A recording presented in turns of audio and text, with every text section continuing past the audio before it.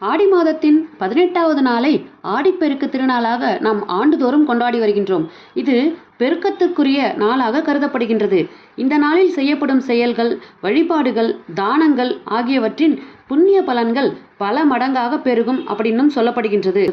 ஆடிப்பெருக்கு பல மடங்கு செல்வத்தையும் புண்ணியத்தையும் தரும் புனித நாளாக சொல்லப்படுகின்றது. நீர்நிலைகளுக்கும் காவிரி தாய்க்கும் நன்றி தெரிவித்து வழிபடும் நாளே ஆடிப்பெருக்கு நாளாக நம்ம கொண்டாடி வருகிறோம்.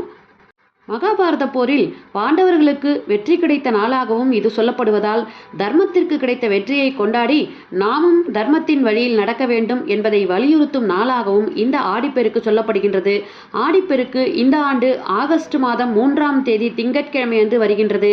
இந்த நாளில் செய்யப்படும் சில எளிமையான வழிபாடுகள் வீடுகளில் பல மடங்கு அதிகமான செல்வத்தை பெருகச் செய்யும் அப்படிங்கிறதும் நம்பிக்கையாக இருந்துட்டு வருது. இந்த நாட்களில் திருமணமான சுமங்கலி பெண்கள் ஆடிப்பெருக்கு நாளன்று தாலிக்கயிறு மாற்றிக்கொள்ளலாம். பொதுவாகவே திருமணமான பெண்கள் வருடத்தின் 2 நாட்களில் தாலிக்கயிறு மாற்றிக்கொள்வது சிறப்பான மரபாக சொல்லப்பட்டு வருகின்றது.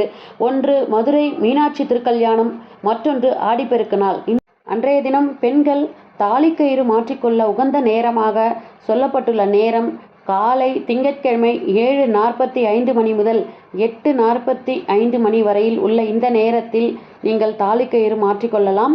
திங்கட்கிழமையான அன்று காலையில் 7:30-9 ராகுகாலமாகவும் 10:30-12 யமகண்டமாகவும் 1:30 மணி முதல் 3 மணி வரை குளிகை நேரங்களாகவும் இருக்கின்றது.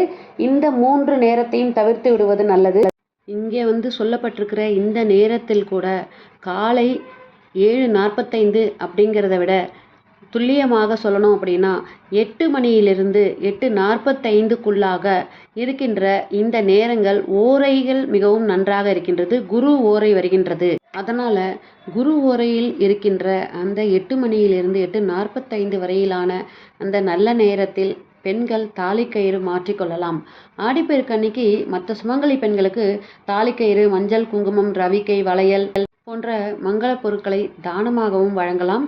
ஆடிப்பெருக்கு நாளில் யாருக்காவது அன்னதானம் வழங்குவது, கோவில் மற்றும் கோசாலைகளுக்கு வேண்டிய பொருட்களை தானமாக அளிப்பதும் அளவில்லாத புண்ணிய பலன்களை தரும். இது மிக கடுமையான கர்ம வினைகளை கூட கரைத்துவிடும் அப்படிங்கிறது நம்பிக்கை. அந்த தினம் மஞ்சளில் பிள்ளையார் பிடித்து வைத்து இந்த நாளில் பிள்ளையார் வழிபாடு செய்வது மிகச்சிறந்த பலன்களை தரும். மஞ்சளுடன் சிறிது தண்ணீர் சேர்த்து அல்லது பசும்பால் விட்டு பிடித்து வெற்றிலை அல்லது வாழை இலையின் மீது பிள்ளையார் பிடித்து வைத்து விநாயகரை வழிபட வேண்டும். இது எளிமையான வழிபாடாக இருந்தாலும் மிகவும் சக்தி வாய்ந்த வழிபாடாக சொல்லப்படுகின்றது. இது தடைகளை நீக்கவும் சுபகாரியங்கள் தடையின்றி நடக்கவும் செய்யும் வழிபாடு ஆகும். இன்றைய தினம் பசுமாட்டிற்கு பூஜைகள் செய்து பசுமாட்டிற்கு அகத்திக்கீரை வழங்குவது, இது போன்ற விஷயங்களை செய்வதன் மூலம் பித்ருக்களுடைய ஆசீர்வாதங்களும் கிடைக்கும். நமக்கு ஆடிப்பெருக்கு அன்னைக்கு டெய்லியும் வீட்டில் சமையலுக்கு பயன்படுத்துகிற அரிசி, பருப்பு, அதே நேரத்தில் மஞ்சள், குங்குமம் இவையெல்லாம் நிறைய வாங்கி வைக்க வேண்டும். நிறையணும். அன்றைய தினம் அவையெல்லாம் வீட்டில் குறையாமல் பார்த்து கொள்ள வேண்டும். ஆடிப்பெருக்கு அன்று தங்க நகை வாங்க முடியாதவர்கள் செல்வம் பெருகணும் அப்படின்னா கல்லுப்பு, மஞ்சள் இவைகளை வாங்கி சிறிதளவு சேர்க்கலாம். ஆடிப்பெருக்கு அன்றைக்கு குபேரருக்கு நாணயங்களால் அர்ச்சனை செய்து வழிபடலாம். அன்றைய தினம் தங்க நாணயங்களை நீங்கள் வாங்கலாம்.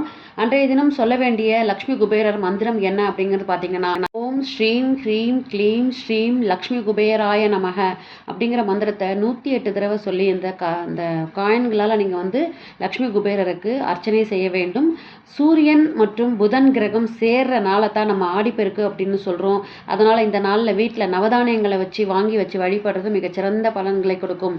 இது போன்ற ஆன்மீக தகவல்களை பெற நம்ம சேனலை உடனே சப்ஸ்கிரைப் பண்ணி சப்போர்ட் பண்ணுங்கள். மீண்டும் அடுத்த பதிவில் சந்திக்கிறேன். நன்றி, வணக்கம்.